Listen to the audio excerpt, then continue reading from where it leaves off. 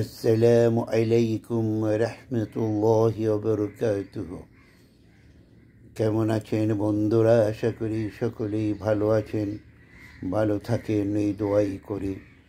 কিছু কথা বলবো, কথাগুলি ভালো লাগলে লাইক কমেন্ট শেয়ার করবেন, অপরকে জানার সুযোগ করে দেবেন।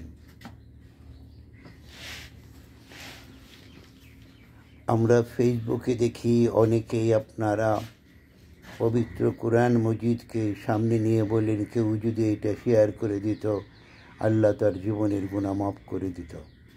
এটা কিন্তু কাজটা মোটেই ঠিক না। হ্যাঁ, আপনি পারেন কোরআনের কোনো সূরা আপনি বলতে পারেন, শুনিয়ে দেন, যার মনে চায় সে লাইক কমেন্ট শেয়ার করবেন। আপনি এটাকে নিজের ব্যবসার খাতিরে কাজে লাগাবার উদ্দেশ্যে বলার জন্য এটা কিন্তু মোটেই ঠিক না। কাজে আসুন আমরা সবাই সাবধানতা অবলম্বন করি। আবার কিছু লোকে বলে ভিডিওটা শয়তানের মতন টান দিয়েন না। আপনার ভিডিও দেখা না দেখা সম্পূর্ণ যার যার ব্যক্তিগত ইখতিয়ার। কাজে আপনি তাকে শয়তান ডাকতে পারেন না। কাজেই আদব কায়দা শিখতে হবে, ফেসবুকে সুন্দর করে কথা বলতে হবে। অনেকে দেখি অনেক ধরনের ভঙ্গিচঙ্গি করে কথা বলেন, এগুলি ঠিক না। কারণ যারা ফেসবুকে আছে তারা আপনারা একের ওপর বন্ধু কষ্ট পায়, এই ধরনের কোনো কথা বলাই ঠিক না। মনে রাখবেন, কোনো গালিগালাজ, কোনো খারাপ কথা ফেসবুকে বলবেন না। এতে করে আপনার বংশের পরিচয় পাওয়া যায়, আপনি কি ভালো বংশের ছেলে না খারাপ বংশের ছেলে। এটা একটা উন্মুক্ত প্ল্যাটফর্ম।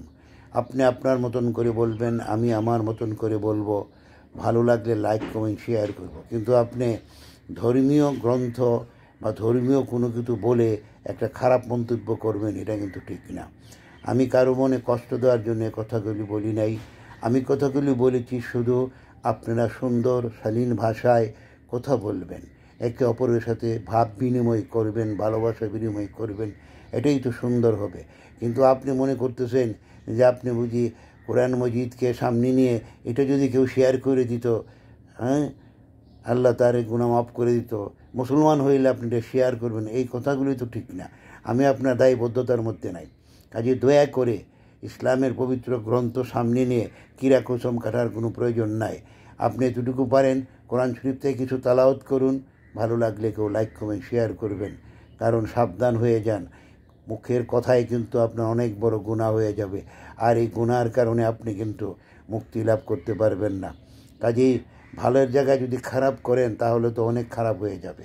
ফেসবুক এমন একটা জিনিস, এখান থেকে আপনি ইচ্ছা করলে নেকি কাজ হাসিল করতে পারেন, আবার গুনাহ কামাই করতে পারেন। কাজে বুঝে শুনে কথা বলা উচিত আমার মনে হয় প্রত্যেকের। এই বলে আমি কথাগুলি শেষ করলাম। কেউ কোনো মনে কষ্ট নেবেন না প্লিজ।